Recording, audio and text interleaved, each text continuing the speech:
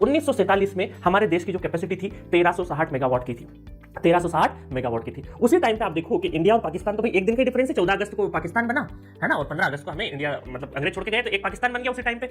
तो हमारे यहाँ पर उस टाइम पे जो भी लोग रहे होंगे वो बहुत दूरदर्शी लोग रहे, चाहे पंडित नेहरू की बात करें, राजेंद्र प्रसाद की बात करें, जो लोग भी रहे होंगे, उन्होंने इमीडिएट क्या किया कि भाई अब हमें यहाँ पर इस पावर, क्योंकि इलेक्ट्रिसिटी अगला हमारा क्या है टारगेट है, तो यहाँ की जो हमारी लीडरशिप रही उस टाइम पे, आजादी के टाइम पे जो लीडरशिप रही, उसने बहुत दूरदर्शिता सोच के उन्होंने इमीडिएट 1948 में भांगड़ा नागल डैम की नींव रख दी और बोला कि चलो इस पे कंस्ट्रक्शन चालू करते हैं। अलग अलग प्लांट सेटअप करने लगे, अलग अलग, क्योंकि सबसे जरूरी है इलेक्ट्रिसिटी, क्योंकि बिना इलेक्ट्रिसिटी के लाइफ संभव नहीं है, ये हमने भाप लिया था। पाकिस्तान अलग लेवल पे चली गया, वहां की लीडरशिप उस तरीके की नहीं रही, इस वजह से उसका हालत आज ये है। अदरवाइज रिसोर्सेज उसके पास भी वही थे, बट लीडरशिप की कमी थी। जैसे आजादी मिलती है ना, जैसे कोई घर बिखरता है, उस टाइम पे संभालने वाला व्यक्ति अगर बहुत अच्छा हो, बहुत स्ट्रांग हो, अच्छे डिसीजन लेने वाला हो, तो बहुत कुछ हो जाता है।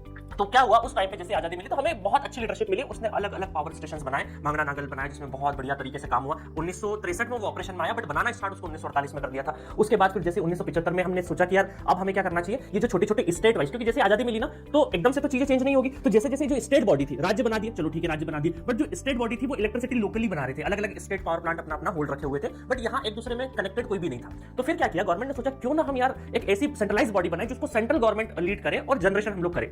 अच्छा, उसमें ऐसा नहीं कि स्टेट को बंद कर देंगे, उनको भी धीरे धीरे हम लोग क्या करेंगे, कहीं सिस्टम में उनको जोड़ेंगे। तो उसमें बनाया NTPC, national thermal power station power corporation of limited, एक एनटीपीसी संस्था बनाई।